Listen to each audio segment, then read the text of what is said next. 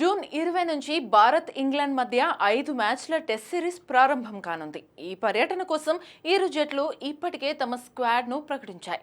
BCCI ప్రకటించిన test స్క్వాడ్పై భిన్నాభిప్రాయాలు వ్యక్తమవుతున్నాయి. ముఖ్యంగా Team India middle order batter Shreyas అయ్యర్ని సెలెక్ట్ చేయకపోవడం అందరినీ ఆశ్చర్యానికి గురిచేసింది. రోహిత్ కోహ్లీ రిటైర్మెంట్తో వీక్గా కనిపిస్తున్న భారత టెస్ట్ జట్టు అయ్యర్ సేవల్ని ఉపయోగించుకోవాల్సిన అవసరం ఉంది. కానీ అయ్యర్ ఏమాత్రం పరిగణలోకి తీసుకోలేదు. దీంతో అయ్యర్కి సీనియర్ ఆటగాళ్ల నుంచి భారీగా మద్దతు లభిస్తుంది. తాజాగా బీసీసీఐ మాజీ అధ్యక్షుడు సౌరవ్ గంగూలీ స్పందించాడు.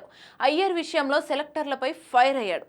ఇంగ్లాండ్ టూర్కి శ్రేయస్ అయ్యర్ని ఎంపిక చేసి ఉండాల్సింది. 2023 ప్రపంచ కప్ నుంచి అయ్యర్ బ్యాటింగ్ చూస్తూనే ఉన్నాం. గడిచిన 2 ఏళ్లలో అయ్యర్ అత్యుత్తమ ప్రదర్శన ఇచ్చాడు.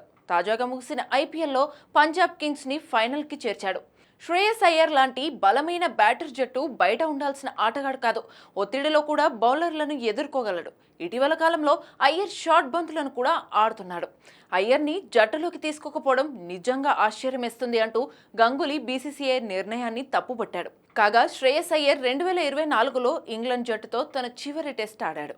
తన టెస్ట్ కెరీర్ చూస్తే 14 మ్యాచ్లలో 24 ఇన్నింగ్స్లలో 36.86 సగటుతో 811 పరుగులు చేశాడు. అందులో ఒక సెంచరీ, 5 అర్ధ సెంచరీలు ఉన్నాయి.